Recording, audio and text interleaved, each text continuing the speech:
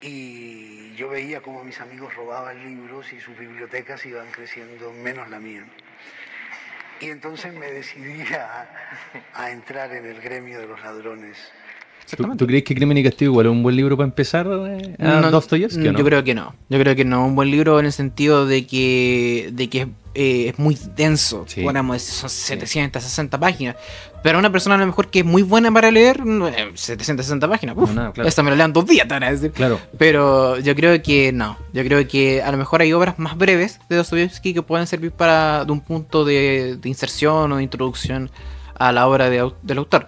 Sí, Noche Blanca, por ejemplo. Noche Blanca puede ser de hecho un buen punto, aunque es curioso porque yo, como empecé en esta parte de Dostoyevsky, que ya el Dostoyevsky más tardío, podríamos decir, no el temprano, es distinto a como él escribía en un principio y a cómo escribía después. Entonces, encuentro que igual es un buen punto, igual de todas maneras para empezar, pero si es que quieres algo un poco más digerible, más sencillo, más... como no sé, cuando uno se lee El extranjero o inclusive hasta El mito de Sísifo, tiene que empezar uno a lo mejor en algo un poco más ligero. Claro, yo creo. Algo más entendible. No, además que, por ejemplo, Noche Blanca, El jugador son novelas cortas, son novelas breves que además que autoconcluyen, que no es como la máxima del pensamiento de Dostoyevsky, sí es como un relajo en toda la narrativa, en la obra del autor, que nos permite disfrutar como los puntos sintéticos de su gran obra. Sí, no, y totalmente. Porque igual en Noche Blanca y en los protagonistas del jugador tenemos a personajes que, si bien es cierto, nos hacen gala de una gran filosofía como en Crimen y Castigo, como lo vamos a ver, y ya vamos a empezar a colocar los pies forzados, pero sí te muestran algo de un Dostoyevsky un poquito más pusilánime, triste, embargado por la miseria un poco de la sociedad tan clasista y desigual rusa de ese tiempo.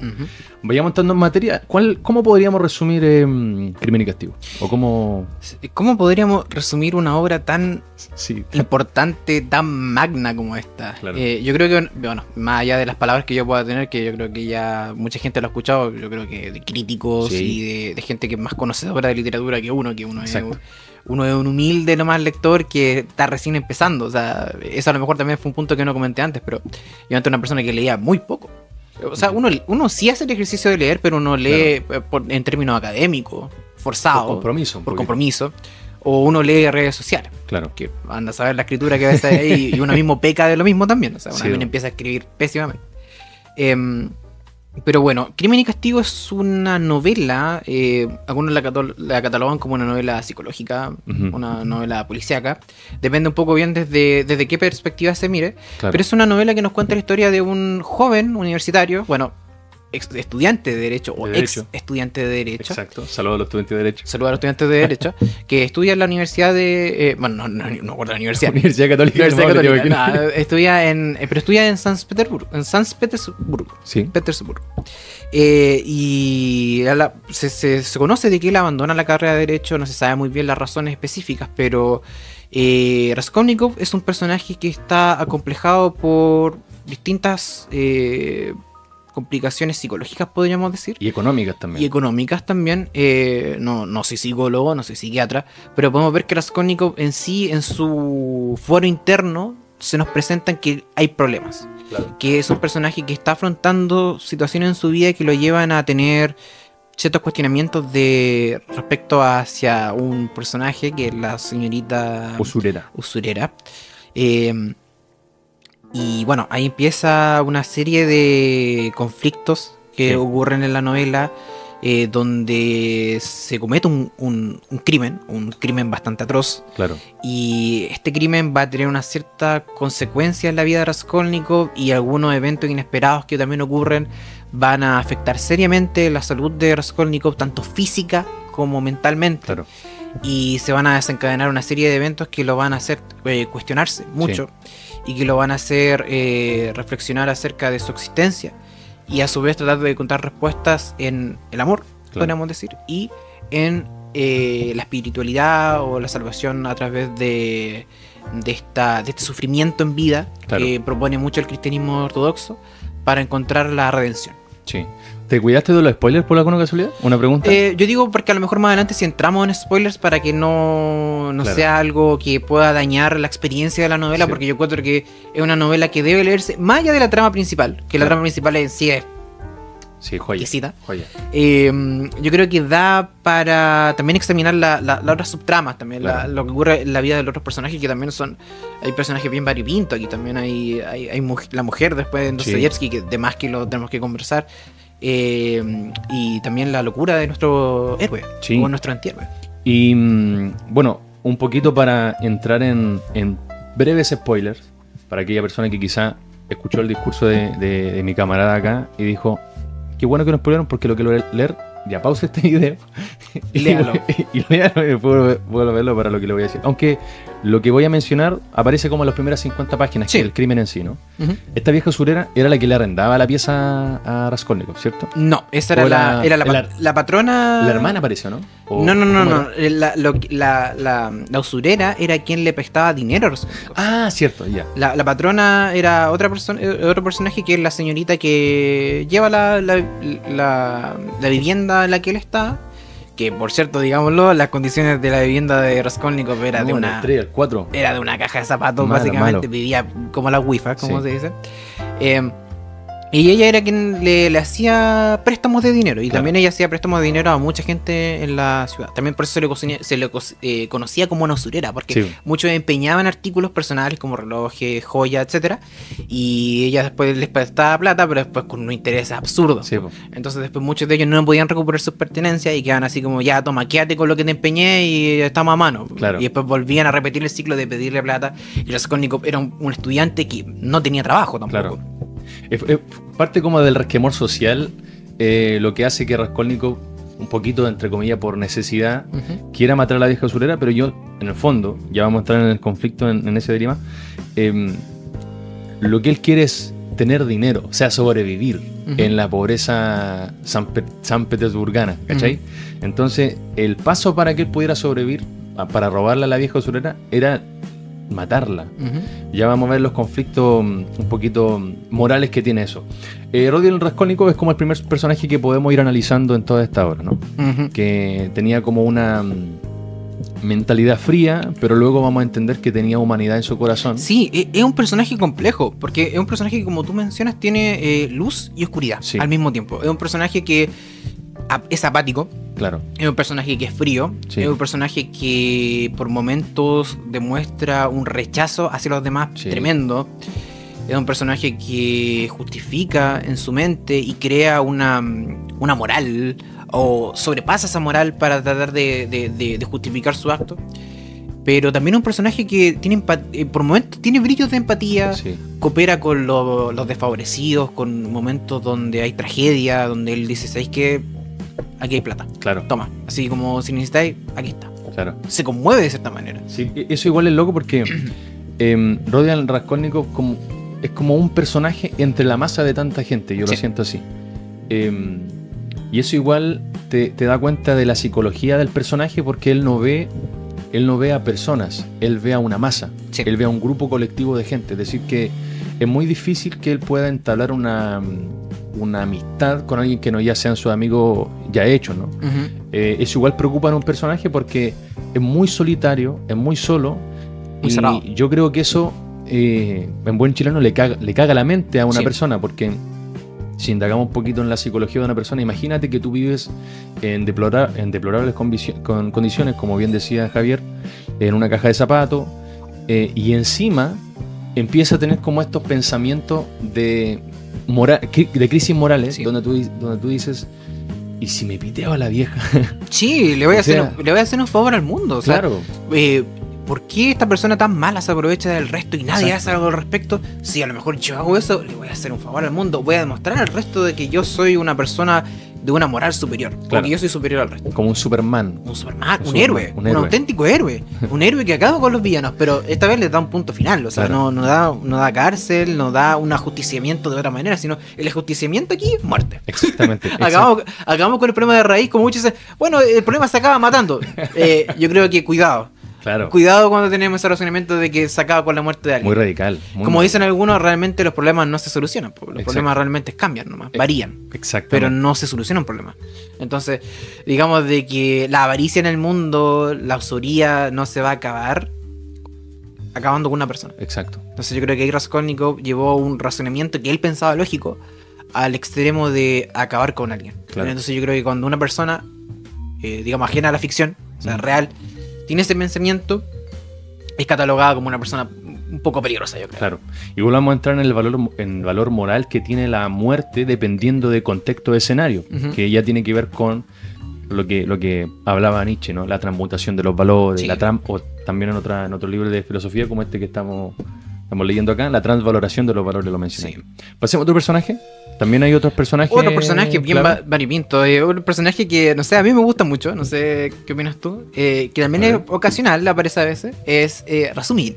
¿Ya? Razumigin, o Razumigin, no sé cómo pronunciarlo. Ese es el amigo, ¿cierto? Ese es el amigo de la carrera que tenía, Claro. También amigo de Raskolnikov desde antes ya de todos estos eventos. Paréntesis, yo le pregunto harto a Javier porque él se lo leyó hace poco y yo me lo leí en pandemia y yo soy malazo para recordar cuestiones que tienen que ver con trama, me quedo más con la idea Sí. importante que No, tiene el libro. Y eso es bueno, porque cuando uno, a veces muchos dicen, ay, ¿qué pasa? Que me olvido las cosas, pero cuando uno olvida muchas cosas de los específicos de una obra, Sí. puede ser de una obra literaria o de una película o de otra obra de arte, eso también permite ciertamente redescubrir Sí. un poco eso, así que es genial, para mí igual me encanta. Yo sé que en algún momento me voy a olvidar de mucho de la trama de Crimen y Castigo y ojalá que me pase porque, ¿sabéis qué? Eso pasa con muchas cosas, ojalá leérmelo de nuevo así, y poder revivir todo eso, así que por mí mejor. Sí, así que quien va a hablar de las pellejerías del libro, de las cosas ínfimas, detalles específicos, va a ser Sí, Javier. yo la... ¿Cuál es la pregunta? Que me perdí. El personaje era Razumigin, que era el amigo, Razumigin. el compañero. Razumigin es amigo de Raskolnikov, es un personaje muy positivo, es un Sí. personaje que cuida de Raskolnikov, es un personaje que brinda atención en un momento a la familia también de Sí. Raskolnikov. Es como la luz en la sombra de Sí, Raskolnikov. es una persona con sentido del humor, es una persona amable, es una persona que se preocupa de Raskolnikov, a pesar que Raskolnikov por momentos es un idiota Sí, y lo trata como basura, Sí. pero él sigue ahí, no, pero tú eres mi amigo, te voy a ofrecer una pega también a ti, una pega, un trabajo, para a lo mejor para los que no, a lo mejor no Para los que escuchan no y entiendan Urbais. no entiendan un poco esa jerga. Le ofrecen trabajo también, le ofrece trabajo de traductor a Raskolnikov, trabajo que Raskolnikov decide no aceptar. Que es curioso que Raskolnikov también es un personaje de contradicciones. Es un personaje que necesita dinero pero no trabaja. Sí. Es un personaje que podría continuar con sus estudios pero no lo hace. Es un personaje que recibe dinero pero por su increíble solidaridad le presta dinero al resto o ayuda a gente en situación de fortuna y toda esa situación. Pero Ujú. es un personaje muy amable, un Sí. personaje que en un futuro también tendrá una relación ahí con otro personaje. Razumigin, también. ¿cierto? Seguimos hablando de Razumigin. Tendrá relaciones con otro personaje también que es bien importante. Que tiene algo que ver con Raskolnikov. Sí, que tiene que ver con el entorno de Raskolnikov. Y otro personaje también que me gusta mucho y un personaje que... Digo, ojalá conocer una persona así en la vida real, un personaje como Sonia. Sí, Sonia es un personaje, o Sofía también como se le llama, o Soneshka, también como se le refiere en la obra, que es un personaje tan cálido, Sí. es un personaje tan cercano, es un personaje que no juzga. claro. Es un personaje de lo que... Spoilers, como se dijo adelante. Es un personaje que Raskolnikov le confiesa el crimen. Sí. Es la primera persona que se entera del crimen, como tal. Que se confiesa ante ella. Y ella, en vez de te voy a tirarte a la policía de una Claro. y te va a ir recontra preso, es cómo se debe haber sentido no poder haber dicho eso a nadie. Como qué Sí. carga que llevas encima por tener ese Sí. secreto contigo. Cuático, Y yo hermano. digo, es difícil encontrar una persona que no prejuzgue. Claro. Entonces yo digo, es un personaje muy bonito, es un Ujú. personaje con características por momentos hasta maternal, Sí. muy cercana. Después, en un futuro también... Claro, igual, simplemente un pequeño acento. Igual ella tiene un padre demasiado conflictivo. ¿Por qué? Porque para empezar el papá es Marmeladov, ¿no? Marmeladov, Un funcionario público que se gasta la plata en Sí, el bar, en la cantina, y y, es- encima la usa ella como prostituta. Y de hecho Sonia, claro, Sonia es una prostituta. Sí, Sonia es una prostituta y en nuestra sociedad y en todo se juzga mucho ciertos oficios. Claro. ¿cachai? El oficio del comercio sexual, la prostitución. claro. se prejuzga mucho a la mujer y es que hay trabajo más digno y todo. Y claro, pues, y ella, si bien existe trabajo más digno y todo, estamos hablando del siglo XIX. Claro. Estamos hablando de los 1800, ¿sí? Donde digamos que la mujer no tenía mucha capacidad de tener un empleo y de emplearse en algo que sea digno, por así decirlo. Era uno de los pocos trabajos que podía tener la mujer en ese momento. Y es un trabajo, claro, de los pocos. Y Sonia es casi una niña, es una chica de 18 años, recién, digamos, llegando a su mayoría de edad. Claro. Y sobre todo en el final, más cercano al final, cuando ya Raskolnikov está en Siberia y preso, y ella lo va a ver con alto esmero, incluso hasta los presos lo ven como una figura sacrosanta, o una figura maternal muy cercana. Es un personaje muy dulce, es un personaje que, como digo, ojalá conocer a una persona así en la vida real, sería genial. Pero claro, obviamente estamos hablando de ficción, pero aún así, digamos que a veces la ficción tiene ciertas similitudes con el real. Claro, como un cierto espejo, cierta mímesis de la realidad. Quería hacer dos acentos ahí que, claro, tiene a Razumikin, ¿no? Su amigo Raskolnikov, que es como la luz, ¿no? Yo lo veo igual en el plano del escritor, me pongo un poco en el lugar de Dostoyevsky, igual para resaltar la sombra o la oscuridad y el caos mental y psicológico que tiene Raskolnikov. Es importante que haya un personaje que aporte luz a su vida para que digan, este loco sí, realmente está en la mierda. Sí, por supuesto. y Sonia, un poquito el análisis psicológico que tiene, al tener un padre que no se comporta como padre, sino como un verdadero niño que hace lo que quiere con el dinero y encima la utiliza ella para ganar dinero. Es que Marmeladov es patético. Claro, ella termina convirtiéndose en una madre para esa familia. Exactamente. Y como en el cierto sostén, o sea, tiene que madurar rápido de la noche a la mañana. Sí. Y quizás por eso tiene ese apego como maternal con Raskolnikov cuando lo conoce y cuando éste le confiesa el crimen, porque yo creo que lo siente así, quizás no como un hijo, pero lo siente como un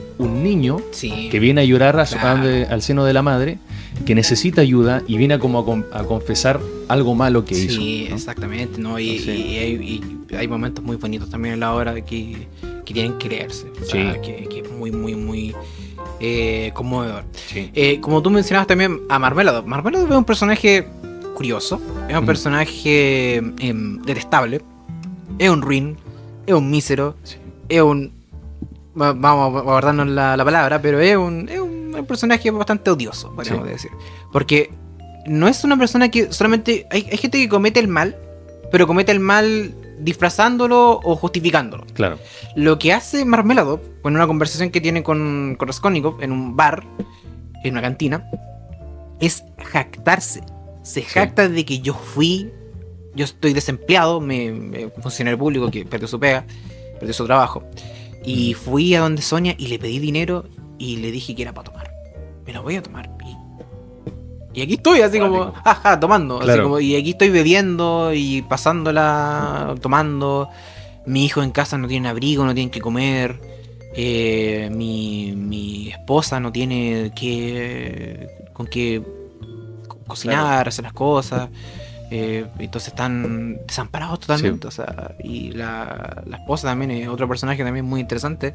¿Cómo se llama? Ay, se me olvidó el nombre, pero tiene el apellido Ivanovna. Me acuerdo que es Ivanovna. Sí. Catherine parece. Katerina Ivanovna. Katerina Ivanovna. Ella también es un personaje muy curioso, es un personaje muy clasista. Ahí está. Y curiosamente que sea tan clasista estando en un estrato social tan bajo. Y dice, no, nosotros somos descendientes de una familia poderosa, de dinero y todo. Y antes de estar con Marmeladov yo estuve con este otro que era amigo del zar. Claro. Y esto otro aquí y allá. Y se jacta de una situación social que no tiene. Claro, es como ser revista un poquito de eso. Trata de disfrazar su miseria con una riqueza inexistente, con un linaje, refugiándose como en un linaje superior. Igual que no está. Es loco ahí la metaficción que existe, porque es algo que pasa incluso en nuestra vida, ¿no? Construimos una ficción sobre la nuestra, que nos dan como cierta paz o cierta ilusión de bienestar, ¿no? En ese caso, Katerina Ivanovna construye la ficción de que, si bien es cierto, estaba en un lugar bien deplorable, pero tenía contacto. Sí, po. Tenía ascendencia, de real o qué sé yo. Entonces, aristocrática. Ahí está la cosa. Que yo siento de que hay un pequeño guiño de metaficción ahí de Dostoyevsky que incluso pasa en la vida real. A veces uno se encuentra con personas que no están en una buena situación económica, pero se quieren hacer creer a sí mismos. Sí. que vive mejor que el resto. No, y que son unos personajes, pero no, yo soy amigo del, no sé, del político tanto, yo soy hijo de un empresario tanto, yo soy tanto aquí. Claro, todos gente que tienen una vida y un trabajo detrás y a lo mejor un linaje importante, podríamos decir. Sí. Pero tú no eres nada, no. O sea, tú eres solamente un amigo, un familiar lejano, pero no eres una persona que se jacte de ello. Claro. Es una persona que quiere renegar de la realidad viviendo en una fantasía aristocrática inexistente. Sí. Totalmente. Igual sería bueno que hablemos de los estatus sociales, porque ya que nos da el tema, ya que igual nosotros vemos todo en los ojos de Raskolnikov, ¿no? Igual parece que el narrador es omnisciente, entonces nosotros vamos descubriendo los pensamientos, las intenciones que van teniendo todos los personajes.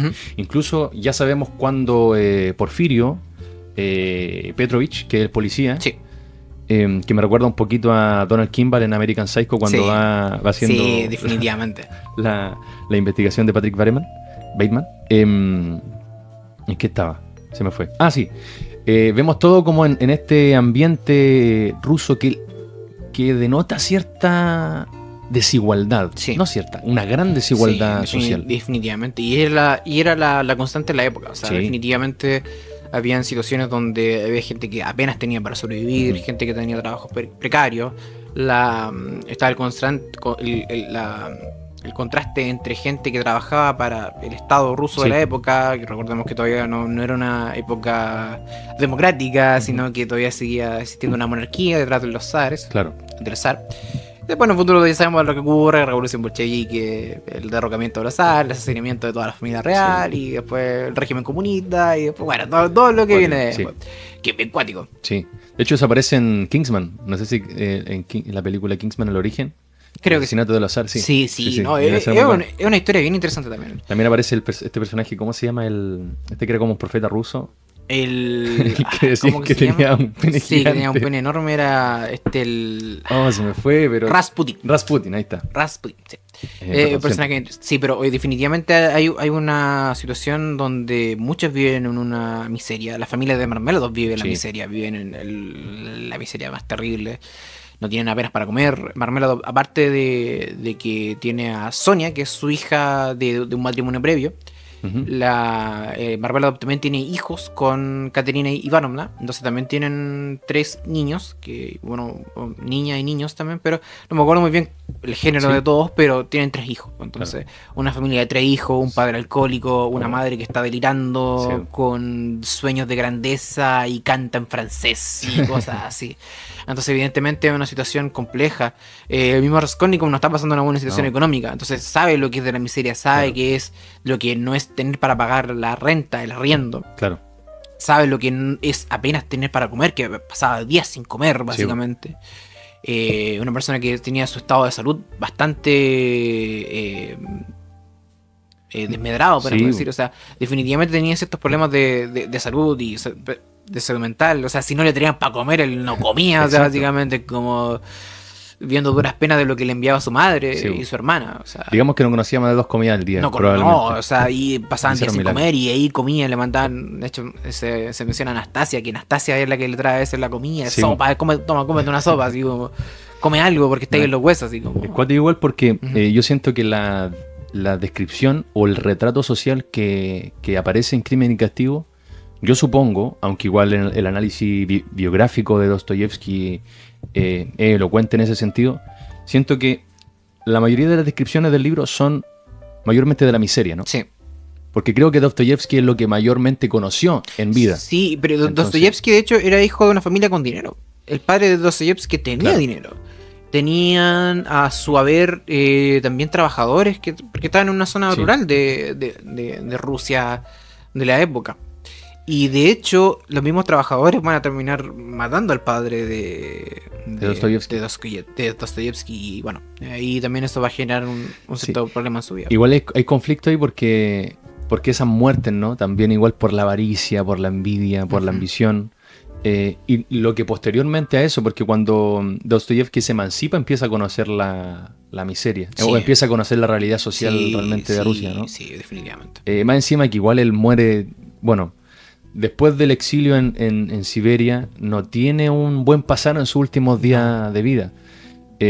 Yo siento que igual eso es importante porque uno finalmente habla de lo que sabe. Sí, y de lo que vive. Y de lo que vive. Sí. Y claro, y más de lo que vive, o más de lo que experimenta. Entonces, la pobreza y la miseria, incluso la muerte prematura de su madre, posteriormente la de su padre, hacen que Dostoyevsky tenga un mundo interno, un mundo interior demasiado destruido, demasiado gritado. No, y muy gris, todo, Sí. o sea, todo es bastante tétrico.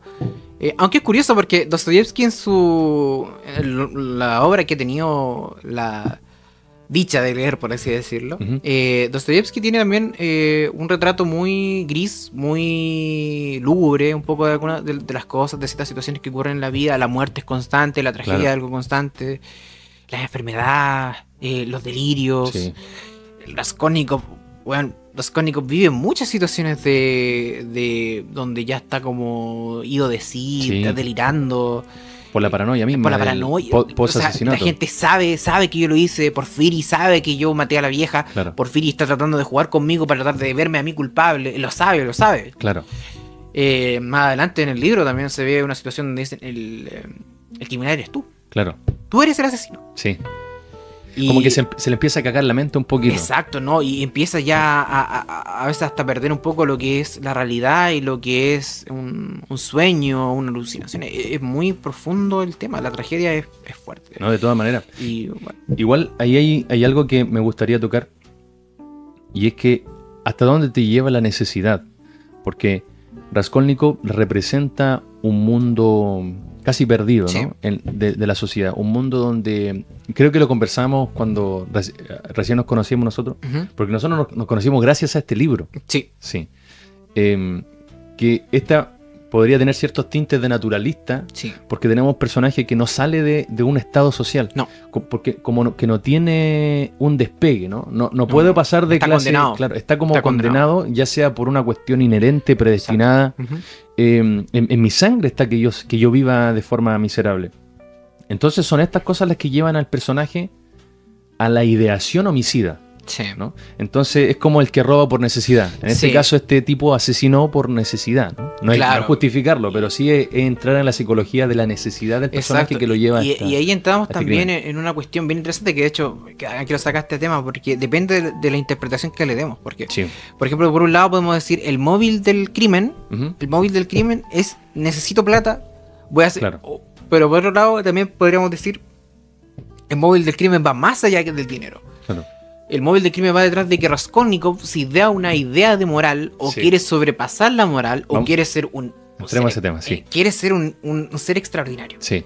¿Cómo voy a ser un ser extraordinario? Tengo que hacer algo que me destaque por sobre el resto. Tengo Claro. que toda la gente que ha tenido estas ideas superiores, esta gente que rompe paradigma, que Claro. instaura nuevas leyes. Newton que instauró la ley de gravedad. Napoleón, que fue un personaje histórico que quería llegar a Seres excepcionales, ¿no? a un ser excepcional, un ser extraordinario. Claro. Entonces, más adelante también en el libro, de hecho, lo comentábamos delante también, Sí. en el capítulo 5 de la tercera parte, específicamente, se refiere a este escrito que tenía Raskolnikov en un diario. Si quieres, puedes leerlo, viejo. De hecho, creo Sí, que sí, lo sí. tengo por acá, de hecho. Sí, que al tema que estamos pasando, mientras tanto les presento el tema a la gente, es del Übermensch, el ultrahombre o superhombre como se le llama, y es esta idea de un hombre Sí. excepcional, ¿no? De hecho, leo Crimen y Castigo. Sí, sí, sí.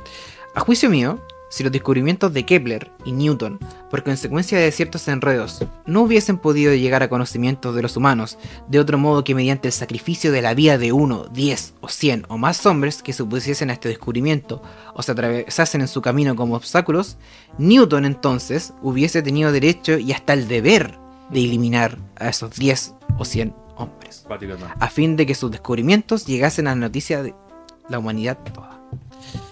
Cuático. Cuático. Raskolnikov se idea esta justificación mediante a descubrimientos científicos Sí. o a ciertos Personajes de la eventos, ciencia. claro, personajes científicos históricos que lograron grandes avances y de que si en el caso de ellos, él no justifica de que todos tengan, de que estos personajes tengan la necesidad o la obligación de cometer estos delitos. Claro. Dicen de que si ellos se vieran en esta posición de ser oprimidos o imposibilitados de alcanzar este potencial por los otros, ellos tienen el deber y la necesidad de acabar con ellos. Exactamente. Sean El quienes deber. sean. Exacto. Entonces, cuando entramos en esta situación, entramos también en un pensamiento que, a mi juicio, puede ser bastante peligroso. Sí, porque por supuesto. cuando entramos en gente que justifica el acabar con la vida del resto, ¿qué encontramos? Nazismo. Sí, Encontramos nazismo, psicopatía. encontramos ideologías raciales, Sí. encontramos erradicación del pensamiento de Ku otras Klux Klan, personas. el Ku Klux Klan, Encontramos el por Ku Klux Klan, encontramos la imposición de un pensamiento por sobre el otro, justificando el acabar. ejemplo, con la a vida. los demás. Claro. ¿Por qué digo el nazismo? Porque se acabó a gente de, ya sabemos, en el régimen de la Alemania nazi, Sí. por acabar con gente que tenía otra apariencia, Claro. gente que tenía otra cultura, gente que tenía otra perspectiva de la vida Trascendencia, claro. distinta. Y justificamos vamos a ser superiores y acabamos con esto. Claro. Si formamos una raza aria, vamos a ser una raza pura, una raza superior a la que tenemos, vamos a superar el flagelo de la mezcolanza que tenemos aquí y vamos a alcanzar un estadio superior. Claro. Entonces yo creo que hay que tener cuidado con Sí. esas cosas. ¿Puedo lucubrar un pequeño contexto para lo que mencionas Sí, también? por supuesto. Porque claro, el Raskolnikov no llega a matar a la vieja usurera porque sí, él escucha una conversación, ¿verdad? Sí, por supuesto. Donde había un grupo de personas diciendo, ¿y por qué no matamos a la vieja? O sea, Oye, le harían un bien sí, a la humanidad. Vamos a salvar o sea, vamos a evitarnos muchos problemas si nos acabamos con esta señora. Esta señora ocupa a la gente. Exacto. Esta mujer extorsiona a los demás, les presta dinero y después le piden retorno una cantidad absurda y no pueden recuperar y la señora se adueña de sus Claro. pertenencias. Y recordemos que, bueno, Raskolnikov escucha esta conversación de otras personas y él dice, bueno, yo puedo ser esa persona. Yo puedo hacerlo. Entonces Raskolnikov también- se ve a sí mismo sí, como un hombre superior, Por un hombre supuesto. excepcional. Y ellos mismos dicen así como, ¿pero tú Superhombre. serías capaz de hacerlo? ¿Serías capaz de matar a la vieja? Por supuesto que no, sí, por supuesto que yo no sería capaz de acabar con ella. Pero claro, pues, evidentemente todos hablamos de acabar con el problema, Claro. pero no somos capaces de ensuciarnos las manos nosotros Exacto. para acabar con ese problema. No, es que la solución para la criminalidad, la delincuencia, es matarlo. Es matarlo. Cuático. Hágalo usted mismo. Claro. No, pero ¿cómo voy a hacer? No soy capaz. Yo no soy Cuático. capaz ni siquiera de matar un pollo para comérmelo. Yo voy a matar a un ser humano. Exacto. Es que claro, pues, cuando hablamos de ejecutar esa acción uno, no es capaz de hacerlo. Claro, bueno, Realmente. ahí el hombre superior que construye Nietzsche, ¿no? Sí. De hecho, Nietzsche lo construye digamos que el pensamiento más depurado de este filósofo, que incluso es para mí incategorizable, porque cuando uno lee a Nietzsche queda como esa ambigüedad de estar entendiéndolo del todo, pero a la vez no estar entendiendo nada. No, como la filosofía en general, podríamos decir. De hecho, él presenta el libro como un libro para todos y para nadie a la vez. Sí. Bueno, ahí en el libro Así habló Zaratustra del 1883, que ojo, es posterior a esto. Sí, porque el Crimen y Castigo Posterior. es del 1866. Lo que puede denunciar un poco ahí que el precedente del ultrahombre o del superhombre, el Übermensch, podría haber sido Crimen y Castigo o incluso obras posteriores en las que se haya basado Dostoyevsky. Sí. En Así habló Zaratustra está Zaratustra o Zoroastro, que representa como un profeta, ¿no? Sí. Un profeta que les quiere traer a la gente un conocimiento mayor, el conocimiento del Übermensch, ultrahombre o superhombre, que viene a venir después del último hombre, que es un poco el que vivimos nosotros. El tema es que cuando él se lo presenta a la gente, a sus discípulos, a la muchedumbre, ¿no? Imaginémonos como a un profeta, ¿no? Mahoma, Claro. Jesús. La gente no quiere el superhombre. No. La gente desprecia como la excepcionalidad, Ujú. ser único, ser genial. Claro. Entonces la gente prefiere ser el mismo hombre mediocre de siempre. ¿Y quién es el hombre superior? ¿Quién es el hombre excepcional? Aquel que supera toda moralidad. Exacto. Aquel que está sobre Sí. el bien y el mal y sobre incluso la vida y la muerte y que puede incluso quitarle la vida a alguien sin remordimiento. Sí, no, y eso, bueno, todo depende también de la interpretación. Claro, Porque hay gente que interpreta a Nietzsche de esta manera y muchos se lo toman a literal. Entonces, Claro. significa que puedo hacer lo que yo quiera cuando yo quiera. claro. Entonces, bajo esa lógica, los ladrones podrían ser, o la gente que rompe con la ley, rompe con las normas establecidas, Ujú. con el orden jurídico, dirían algunos. Es gente que puede, digamos, llegar y hacer y deshacer Claro. porque no le importa la moral, Claro. no le importa lo establecido por nuestra sociedad. Claro. Voy sobre eso. Pero el tema de eso es de que, de esta situación, es de que puede llevar a que algunos se lo tomen tan literal, Sí, que pueden decir, entonces, no sé, puedo poner en una pesa y decir, ¿qué vida vale más? ¿Qué Sí, vida vale menos? exactamente. Y cuando nos ponemos en esa situación, puede desencadenar una serie de eventos bastante desafortunados que ya lo hemos visto a través de la historia. Claro, el nazismo igual, ahí tú mencionabas que hay una raza mayor y una raza menor, ¿no? La raza menor vendría siendo los judíos, incluso todo aquello que no es ario. Claro. ¿No? Que no encaja con la tradición pura aria de la Alemania de la época.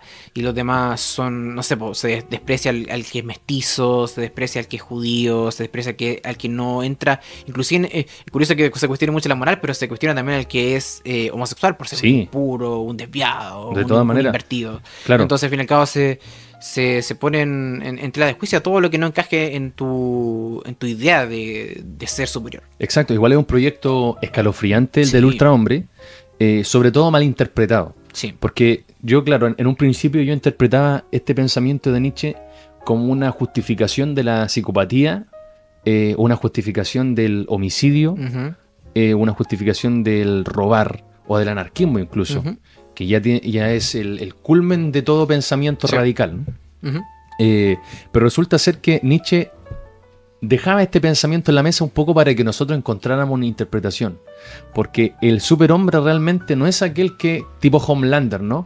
Que mata personas, el de The Voice, ¿no? Que mata personas sin ningún remordimiento. Claro. O como un tipo Adolf Hitler que incluso desprecia a los judíos por ser una raza menor, ¿no? Entre comillas. Él dice lo siguiente. Que hay una figura muy bonita en el libro de Así habló Zaratustra que me gustaría mencionarla. Aquí dice: el camino del hombre a ser un superhombre es el siguiente. Primero, es un camello, ¿no?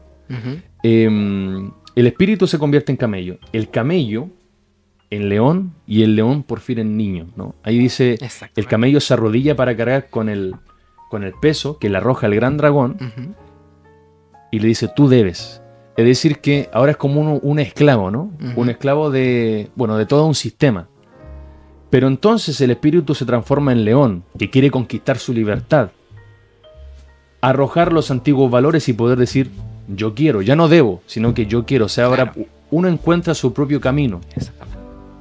Pero todavía no es capaz el león de crear nuevos valores y para eso falta que el espíritu se transforme en niño. O sea, eso es el culmen de la libertad, de la madurez, de la inocencia incluso. Es que la niñez, si lo pensamos por otra parte, es como cuando uno es un bebé o un infante. Uno es una hoja en blanco. ¿Cachai? Dependiendo de los valores que uno se le inculquen a ese niño, son los valores que uno va a tener. Exactamente. De por vida. Entonces yo digo, claro, si uno lo pone bajo esos criterios, la niñez es una etapa perfecta, donde uno, por ejemplo, no conoce lo que es la moral, no conoce lo que está bien, lo que es estar mal. Yo simplemente hago porque yo siento. Exacto. Es lo que sale nomás. Es la cuestión más... De hecho, para Nietzsche el superhombre era la etapa más primitiva del ser humano. Sí. ¿Y de qué manera de encontrarse con ella? Bueno, en la etapa de la niñez, donde tú no, como dices tú, es una tabula rasa, donde todavía uno no ha escrito las etiquetas de personas a las que uno no puede acercarse porque puede ser peligroso, o las cosas que están bien, o las cosas que están mal. Entonces como que tú vas creando, y es justamente eso lo que propone Nietzsche. Él es el hombre creador, el humano creador, el humano creando el valor moral, el humano creando lo que está bien y lo que está mal. Por eso después llega a depurar un poco más el pensamiento, a hablar de la transmutación de los valores. Claro. Que finalmente hay una inconsistencia en la humanidad de pensar que matar a una mosca está mucho mejor que matar a una mariposa. Claro. Justamente porque está el fondo estético, ¿no? Los criterios estéticos. Los criterios estéticos. Finalmente Raskolnikov no es un proyecto bien acabado de superhombre. No, es una persona que por momentos piensa en que es una persona un ser extraordinario. Claro. Pero ciertamente es tan corriente y normal como todos nosotros, porque al final siente culpa, siente remordimiento en cierta manera del crimen que hizo. A lo mejor él no lo siente así o no lo interpreta como esto es remordimiento, pero hay algo detrás. Claro. Hay algo que lo sigue persiguiendo, hay algo que lo sigue haciendo sentir perseguido, que lo hace sentir paranoico, que lo hace sentir con una sensación constante de peligro. De, por fin sabe que fui yo. Claro. Sabes, te estás jugando conmigo, estás tratando de utilizar la psicología en mi contra. Claro. Tratando de hacerme sentir culpable y que va a llegar un punto donde la culpa va a ser tan abrumadora que voy a confesar. Que voy a tener que confesar así. Voy a tener que confesar, no es de otra. Oye, por cierto, ya que estamos hablando un poco más otra vez de nuevo de algunas partes del libro. Sí. Sobre todo la parte del crimen está tan bien escrita. Sí. Es tan... leí por ahí en una crítica literaria que había que Dostoyevsky nos hace sentir el peso del hacha en nuestras manos. Sí. Qué no hace bien descrito. nos hace sentir el peso del hacha en nuestras propias manos. Sí. Y te lo juro que cuando yo leí la parte, te lo juro que fue tan increíble, sí, es tan descriptivo, es tan... ese momento de... ¿cómo decirlo? De... donde se va elevando la tensión. Sí. Es sublime, o sea, está tan bien escrito que te lo juro que yo quedé para adentro cuando lo leí. Y sobre todo cuando se comete lo que es la ejecución final del crimen. Uno se imagina por la descripción que entrega el autor, que es bastante detallada, que me pareció, yo dije, wow, así como... Es como si él lo hubiese cometido. Claro, no es como, y le mandó un hachazo y ya. No, le dio contra el contrafilo del hacha. Sí. Y no un golpe, sino que el uno la dejó media moribunda, tirada en el piso, y el otro ya fue el remate. Claro. Básicamente quien mató a la vieja usurera, y que después decía que la sangre corría como si hubieran dado vuelta una copa. Cuático, y podía observar la sangre tibia en el piso. Sí. Y cuando llega desafortunadamente Elisabetta y observa el cuerpo de su hermana mayor fallecida, que se dice que también la usurera maltrataba mucho a su hermana, pero bueno, llega Elisabetta, que se describe como una persona muy gentil, agradable y una buena persona en general, una persona como la usurera. Nuevamente la luz en otro personaje, exactamente, ¿no? Como que luz y sombra, personajes que son contrastes. Una persona que tuvo el desfortuno de estar en el lugar y el momento equivocado. Y bueno, cuando se describe, sobre todo cuando Raskolnikov le manda un hachazo, no es con el contrafilo, ahora es con el filo. Y se dice que el impacto fue tal que es casi que le llegó a partir la cabeza por la mitad. O sea, y yo cuando leí eso quedé así como... Sabes que me quedó muy vivido lo que dijiste, porque intuitivamente uno se coloca en la piel del homicida como lector. Por supuesto. Y es cuático porque tú no estás leyendo un narrador protagonista per se, estás leyendo a alguien que está encima. Entonces es muy loco que un narrador omnisciente llegue a crear tal nivel de familiaridad para el lector. Sí. Pero es que Dostoyevsky lo hace con lujo y detalle, y como es una novela realista, que ahí se debaten en quién va por Tolstoy, quién va por Dostoyevsky, justamente porque son los maestros del detalle y la especificidad, y sobre todo de la transmisión de un sentimiento, ¿no? Aquí estamos siendo nosotros casi los que sostienen el hacha, entonces cuático eso. Es que es una sensación tremenda, o sea, puede ser inclusive hasta un momento fuerte para alguien que a lo mejor no esté acostumbrado, pero no sé, yo veo cierta belleza también en toda esta situación, a pesar de lo fuerte que puede ser. Yo digo, ¿por qué también uno se siente, ya que dijiste, de que a pesar de que el narrador es omnisciente y que no es un narrador protagonista, ¿por qué conectamos con Raskolnikov? Yo creo que dentro de todo, la sociedad de hoy en día, yo creo que es generadora de muchos Raskolnikovs. Sí. Yo creo que muchos se sienten como Raskolnikov. No todos van a terminar siendo asesinos. No todos van a terminar cuestionándose la moral. Claro. Y decir, yo estoy encima de esta moral. Yo soy un ser extraordinario y por ende voy a pasarme a 1 a 100. Si tengo que matar a 1 a 100, me da lo mismo total para llegar a la cima. Sí. Pero yo digo que también es potenciado, si lo vemos desde un punto de vista más social. A lo mejor por un individualismo exacerbado. Por una persona de tienes que ser mejor. Tienes que ser el número 1. Tienes que ser exitoso. Tienes que ser reconocido por el resto, tienes que alcanzar todo tu potencial. Y si para alcanzar tu potencial tenés que avasallar a 100, avasallar a 100, no pasa nada, tranquilo. En el futuro todos te van a amar, todos te van a reconocer y vas a trascender a la historia. Claro, en ese sentido es como un caos colectivo, ¿no? Sí, definitivamente. Hay algo que, igual hay varias cosas que dijiste que me parecen muy interesantes. Por ejemplo, tú en un principio hablabas de la pérdida de la fe, ¿no? Sí. En un principio, ¿no? Que actualmente con las tecnologías, con la revolución, ¿no? De la industria, de la mercadotecnia, se ha empezado a dejar de mirar el cielo, ¿no? Sí. Para buscar respuestas, y las buscamos, no sé si entre nosotros en la tecnología o nosotros, entre nosotros me refiero en nosotros mismos o en el alrededor. Entonces ahí está como esa pregunta, ¿en dónde buscamos la verdad? Exacto. En donde encontramos la respuesta para nuestras preguntas, porque vemos a personas actualmente que se comportan con el igual de caos mental o el igual de sombra o entorno lúgubre que este personaje de Raskolnikov. Sí. Entonces me parece eso bastante importante. Que yo creo que a veces uno se siente como Raskolnikov, en el sentido de que uno se siente desconectado, sin rumbo, ¿qué hago con mi vida? ¿qué hago para tratar de destacarme por sobre el resto? Porque la sociedad, y yo creo que la sociedad influye un poco en, haz esto otro. La finalidad de la vida es esta. Claro. ¿Cachai? Dependiendo también a quién uno le pregunte, pues desde un ámbito más religioso, el sentido no de la sé, vida. ¿cachai? Algunos encuentran sentido en siendo el bien, siendo bondadoso, siendo sabio, siendo virtuoso. Otros encuentran este significado a través del placer, a través de obtener la mayor cantidad de recursos que puedan obtener, en obtener poder. Como más hedonista, poder, dices, claro, más. Poder económico, poder político. Como el retrato de Dorian Gray, claro. Exactamente, todo depende de quién es lo que uno busca. Sí. Entonces yo creo que muchos nos sentimos como Raskolnikov en el sentido de que algunos nos sentimos desconectados o nos sentimos presionados también. Sí. Raskolnikov está pasando por una situación también familiar complicada. O sea, por ejemplo, Dunia está siendo víctima de un acosador que es Svidrigailov. Sí, su hermana está siendo Claro, su abusada hermana por el está jefe. siendo abusada por su jefe, claro, por su patrón, podríamos decir, en la casa que está atendiendo ella. Tratada pésimamente. O sea, tenemos momentos donde Svidrigailov se le quiere sobrepasar encima. Después se le echa la culpa a Dunia y bueno, ahí se produce una serie de situaciones donde se nota mucho el prejuicio también pues, de la época y también un prejuicio que se podría observar ahora. Es como una mujer, un tercero que está tratando de intervenir en una relación matrimonial. Marfa Petrovna, que es la esposa de Svidrigailov, trata pésimo después a Dunia, se termina injuriando mucho a Dunia, perdón. Y también después la gente también la trata mal, la excluyen de los demás. Entonces es una situación complicada. O sea, claro, Raskolnikov la está pasando mal encima de su familia porque su madre le está diciendo, le está contando todos los detalles, los prolegómenos los pormenores de lo que está pasando en su vida.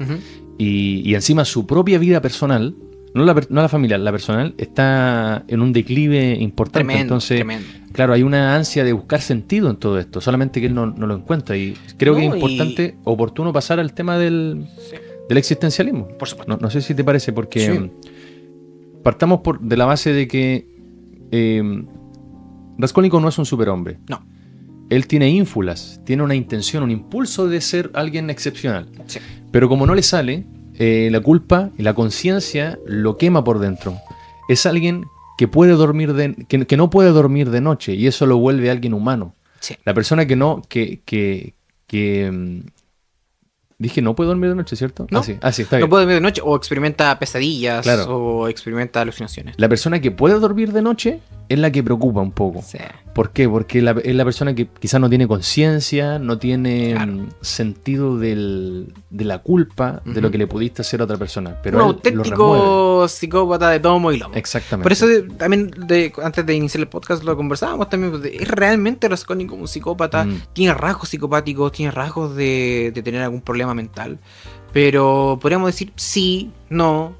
En parte también tiene rasgos de empatía, como decíamos en un principio, pero claro, pues también uno piensa, también una persona que por un momento parece carecer de culpa, pero también por un momento empieza a sentirlo. Yo digo o pienso, mi interpretación que yo le doy, es una persona que no logra identificar qué siente.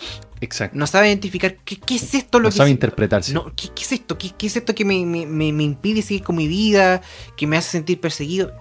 Culpa. Sí. Culpa, estás sintiendo culpa, estás sintiendo el remordimiento de haber cometido un acto atroz. Exactamente.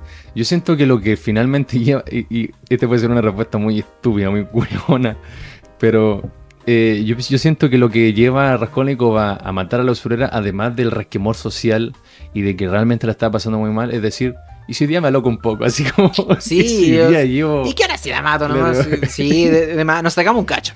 Pero resulta ser que no fue capaz de estar a la altura de las circunstancias. No, para nada. No, y no. Si bien tuvo el grado de frialdad para actuar rápido, y que eso es digno de una persona que tiene valor para poder enfrentarse a una situación así, pero digamos que no tiene tampoco un carácter 100% de un psicópata tradicional, como manera, para poder evitar si lo comparamos con Patrick Bateman, o sea, imposible. Imposible. Y aparte, aquí estamos hablando del cometimiento de un crimen, un doble homicidio, pero después más adelante en la obra no hay un crimen, un asesinato, Raskolnikov tratando de voy a matar al que está tratando de pillarme. Exacto. No, pero sí hay una cierta... Por eso digo, el cierto temor a ser descubierto, a ser enviado a la cárcel, a ser recluido al final. Claro. A quitarte, obviamente, lo más valorado, yo creo, en la vida de todos, que es ser libre. Claro. La libertad, que es un concepto hoy en día que está bastante bastante prostituido, si se permite la palabra, pero Sí. bueno, la libertad, de ser libre, el poder caminar para la plaza, para la calle, a comerme algo, a Claro. dar una vueltecita por ahí o algo, es algo sagrado. No, Y claramente. que obviamente ahí te diciendo, ¿sabes qué? No solamente voy a perder mi libertad, voy a perder a mi familia, Claro. voy a perder lo que para mí es importante. Exactamente. Que claro, que para ser muy psicópata o muy lo que uno quiera decir de Raskolnikov, ama a su Exacto. madre, ama a su hermana, se preocupa de ella, fue víctima de un acosador, ahora va a casarse con otro tipo que es Lucin, o Lushin, no sé cómo pronunciarlo bien porque es con Z. Bueno, le vamos a decir Lucin. Lucy. Lucin, que es un personaje que es bastante deplorable también. Otro imbécil, podríamos Sí. decir que Hagamos una cosa, hagamos paréntesis en el sufrimiento de la mujer para luego pasar al existencialismo, ¿te por parece? supuesto, sí. Hablemos sí. entonces de la mujer. y el Hablemos de sufrimiento, la mujer en Crimen y que Castigo. creo que para allá ibas. Yo creo que sí, o sea, definitivamente la mujer aquí se ve vista como un ente por momentos que acoge como y que escucha y que sabe guiar en un momento difícil, en un Sí. momento complicado como es la confesión del crimen de Raskolnikov a Sonia. Que Sonia, que es una mujer que sobrevive a como puede, Ujú. que trata de mantener una familia, que la pega que finalmente Marmeladov no hace, y que trata de mantener a Katerina Ivanovna y a sus hermanitos, medios hermanos, Sí. y que obviamente ahí percibe un dolor tremendo al Exacto. ver lo que es su padre, el tener que prostituirse, al tener que aguantar todo esto. La madre de Raskolnikov, que tiene un profundo amor por su hijo, que lo quiere mucho, que hay un Ujú. momento cercano al final donde Raskolnikov se despide por última vez de ella, y ya Sí. después sabemos que más adelante ella muere sin siquiera poder volver a ver a Raskolnikov de nuevo. Eso es muy triste. Que es muy triste, que es un momento que casi lloro, pero no lloré, pero nunca he llorado leyendo, pero casi lloro. Ujú. Porque me imagino la situación y digo, pucha, o sea, una persona que está, porque nunca ella supo realmente lo que cometió Raskolnikov, que es muy triste. El cariño que tiene Dunia por su hermano, que es muy profundo, Sí. que lo cuidan mucho, se preocupan mucho de su salud, que quieren que él siga estudiando, que sea un ciudadano de bien. Igual sientes tú también, justamente con eso que decías, que los personajes femeninos como que se sacrifican, dejan de preocuparse por sí mismos para preocuparse por el personaje Sí, masculino, como que sí. se despojan de sí. Tienen un desapego, por así decirlo, de Eso no sé qué fue. Tampoco. Supongo que fuera acá, no sé. Tienen un desapego de las necesidades propias por las necesidades del otro. Claro. Una empatía que es invidiable. Sí. Generalmente es realmente algo muy destacable entre todas estas mujeres que aparecen a lo largo de la obra. De todas maneras. También hay mujeres que no son tan queridas como a lo mejor como la usurera que comete que comete estos actos de usuría con los demás. Claro. O el caso de Marfa Petrovna, que es la esposa de Svidrigailov, que es consciente de las cochinadas que hace de cómo es su marido. de cómo es su marido y que más encima lo justifica, Sí. y que le da permiso para que hasta le sea infiel. O sea, No, está. digamos que bueno, ese personaje no es tan querible tal vez, que después es un personaje que aparece como fantasma también después, más cercano al final de la obra. Los fantasmas de Svidrigailov que tiene Ujú. después. Pero bueno, o sea, en general la mujer aquí es una mujer que sufre. Sí. Es una mujer que ama, es una mujer que protege, es una mujer que, como dije en un principio, como Sonia, sabe escuchar. Sí.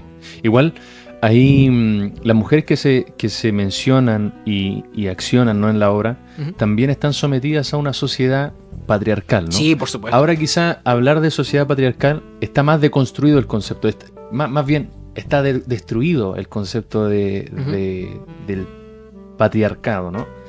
Porque justamente en esta época, en el siglo XIX, nos encontramos con mujeres que están sometidas a la figura del hombre. Si no estaban sometidas a una figura, porque además que tenían que casarse, si no, no podían tener ni hijos ni tampoco dinero, no, Ujú. o sea, no era posible morir solas Claro.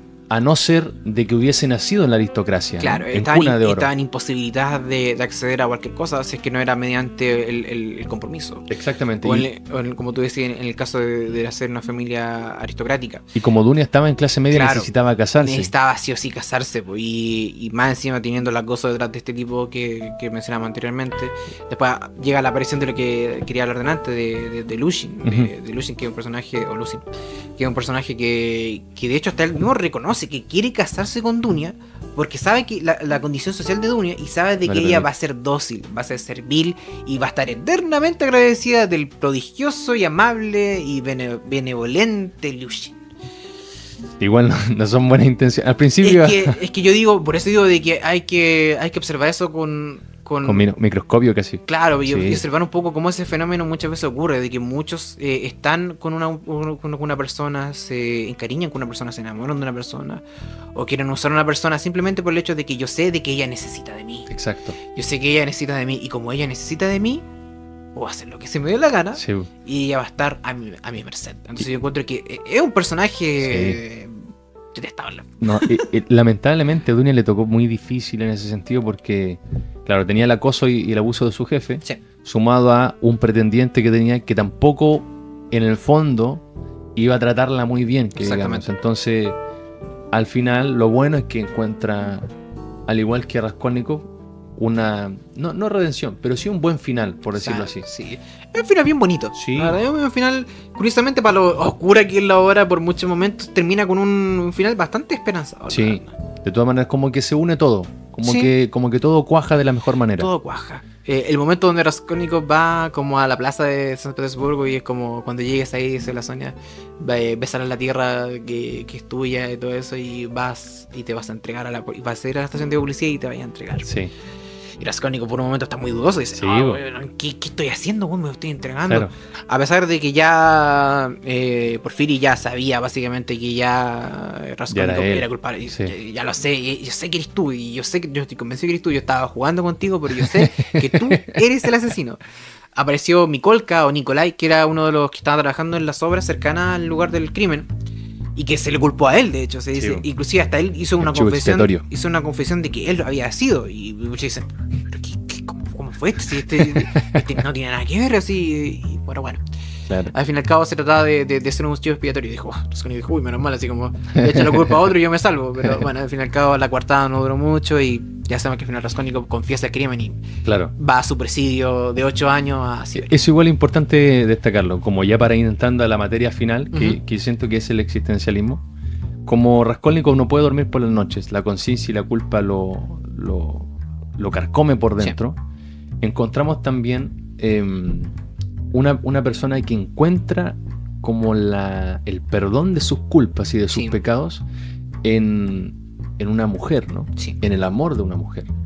Y siento que eso también tiene que ver con el existencialismo cristiano, que en un principio se puede entender como Kierkegaard, como el primer pionero en este asunto. Capaz que tenga, todo escritor cristiano de la Biblia probablemente tuvo alguna especie de primer acercamiento a este existencialismo. Pero lo encontramos en Raskolnikov, lo encontramos también en Don Juan Tenorio, este Casanova que encuentra también la remisión o la redención en un personaje femenino, también en la Divina Comedia, donde Dante también encuentra como el cielo, el perdón, el paraíso en Beatriz, que de hecho era como un guiño autobiográfico porque era un amor de su juventud. Sí.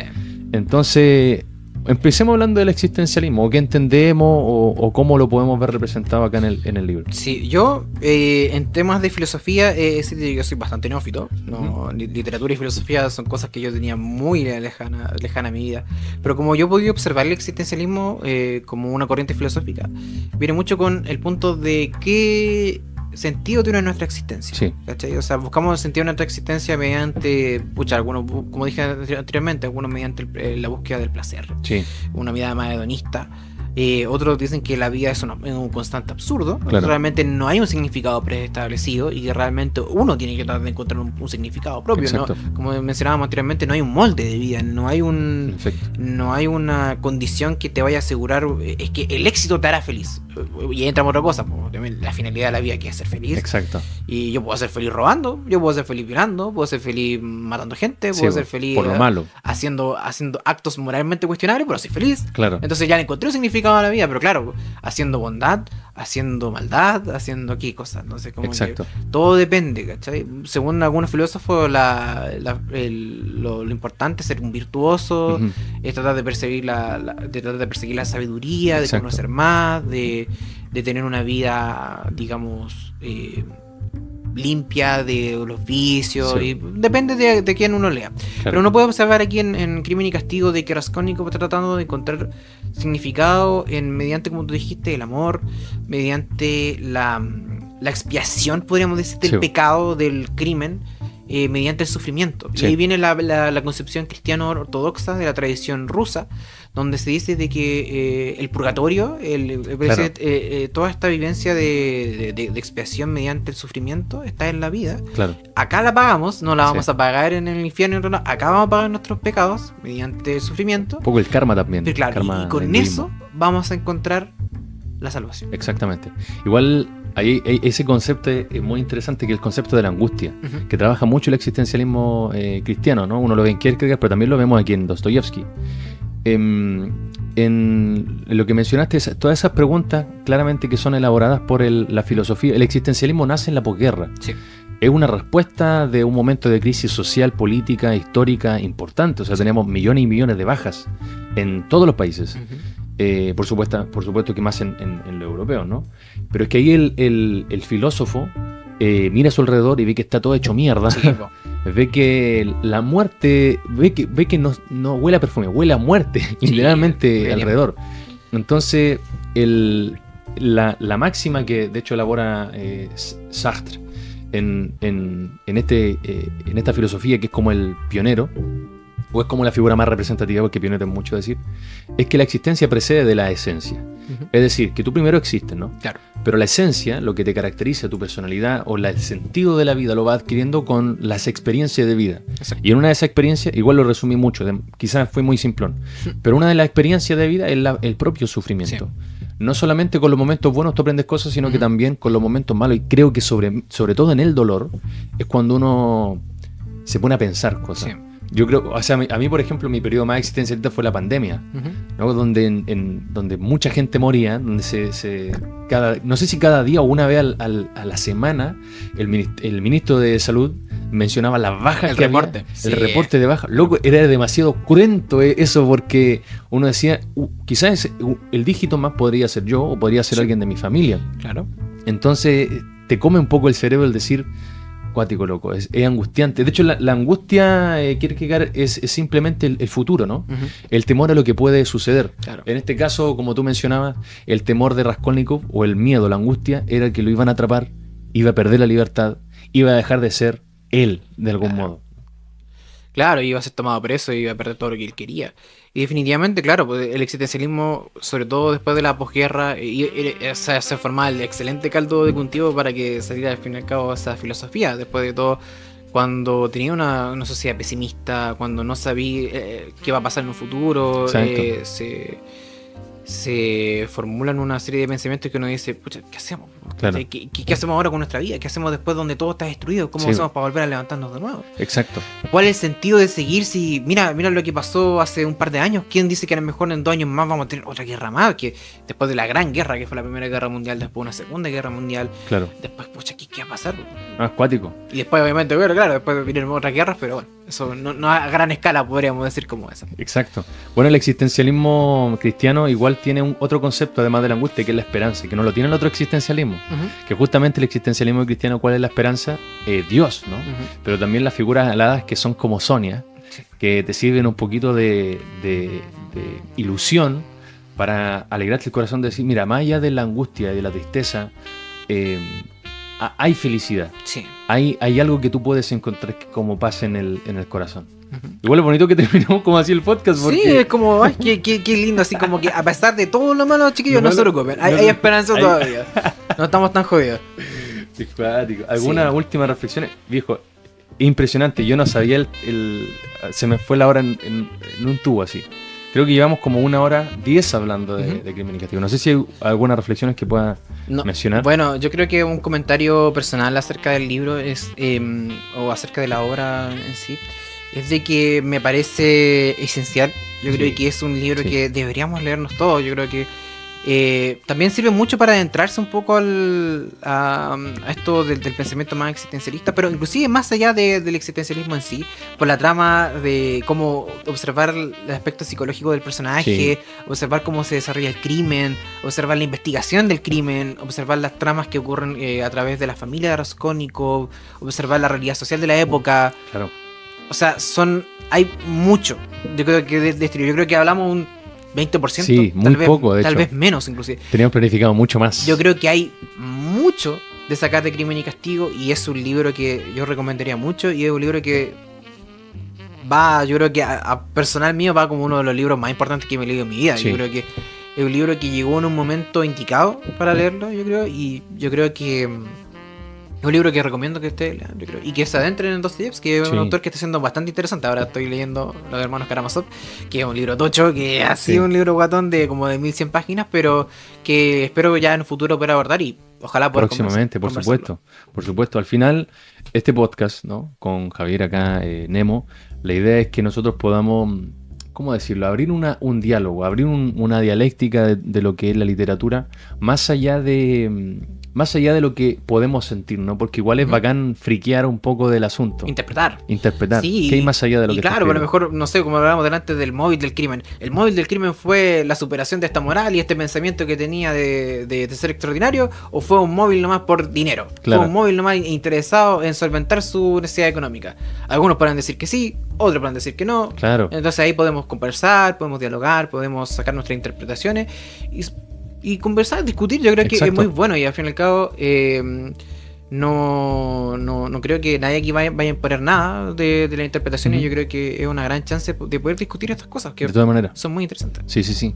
Bueno, también pueden dejar sus comentarios. Creo que esto también va a estar saliendo en YouTube, así que si tienen comentarios de lo que mencionamos, de lo que dijimos, alguna corrección, por supuesto. Por favor, o sea, por favor. Aquí invitado a conversar de esto totalmente. Ambos somos principiantes en lo que es la conversación literaria. Ya creo que en nuestro capítulo 130 probablemente vamos a tener un poquito de... Ahí capaz que vamos a tener un poquito ya más de tino, tal vez los comentarios, una formación más profunda. Claro. Pero claro, imagínense, yo, bueno, no lo he dicho en un momento, pero yo no soy un formado en literatura, yo estudié otra cosa totalmente ajena, yo estudié administración pública, que tiene que ver más con la burocracia. Con Marméladov. Y el Estado, y con Marméladov, y con política, y con economía, y con derecho, y con todo, pero no literatura. O sea, no, pero de todas maneras. El momento donde terminé mi formación literaria fue en cuarto medio, y chao, o sea, y yo leía en ese entonces por encargo, ¿no? Porque es lo que me encargaba leer. Entonces, ahora esto de leer por gusto es una experiencia fantástica. Sí, de todas maneras. No, y además que el aporte que hace es maravilloso, viejo, déjame decirte. Muchas gracias. Mi gente, nos vemos la próxima. ¿Algunas palabras, Javier? Gracias por escuchar y nos vemos la próxima. Hasta luego. Chau.